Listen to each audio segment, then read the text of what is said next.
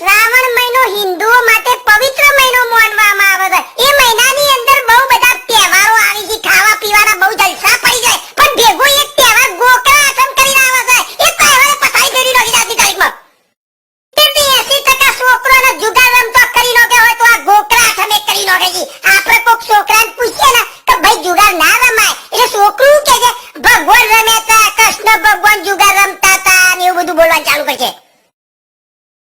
તારો ભા કૃષ્ણ ભગવાન હું લેવા જુગાર રમ્યા હતા, એ તો તું ચોપડીની અંદર ભણ પેલા કે એ વખત રાજપાટ હતું ને દાવ ઉપર લાગી તું, એને જીતવાનું તું, એટલા માટે ભગવાને ખેલ ખેલે તો જુગારનો એટલે રમ્યા હતા।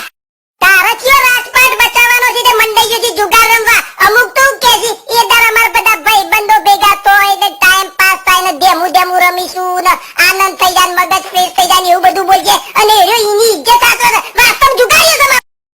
અને ભાઈ તારા મગજ જ ફ્રેશ કરવું હોય તો તારા છોકરાને તું ખોરામાં દે અને શ્રી કૃષ્ણ ભગવાનનો ઇતિહાસ સંભળાવીને તો છોકરાનું મગજ ફ્રેશ થઈ જશે। તો એ છોકરું ગઈ પણ તારું મગજ ફ્રેશ થઈ જાય। આ જુગાર તારું મગજ ફ્રેશ નહીં કરે, તું મરી જાય, કૂટાઈ જાય, એટલું યાદ રાખજે આ જુગારથી।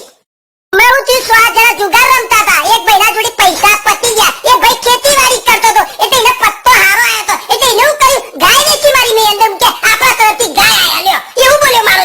એટલે ભાઈ અમારે આઈને ઉભો થઈ ગયો, લાય મારી ગાય, એટલે આ ભાઈ ખરા ને જે ગાય ઠરતી નથી એવું થઈ ગયું એ રે ગાય ઈને કોઈ તું લઈ જા, ઈમન બરાબરનો ઝઘડો થઈ ગયો તો અમાર વામાં। એટલે અમાર પોલીસ તો બોલાવે ને, એટલે અમાર જે સજ્જન પુરુષ હોય એ કેસ ઠારો કરે આખો ઈમે પાછો।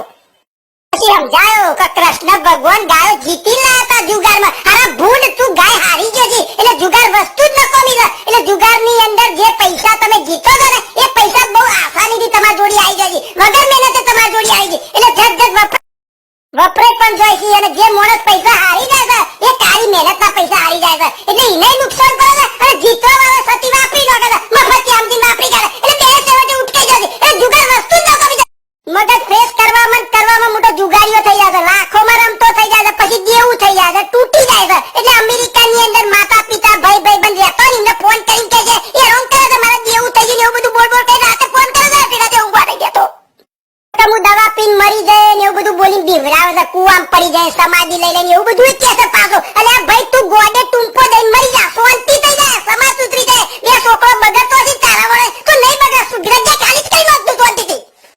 અમેરિકામાં મફત પૈસા નહીં પાકતા, પણ અમુક વન વે હોય છે, એક જ બાજુ વિચારતા હોય, એ લોકો પાછા મદદ કરી દે। એટલે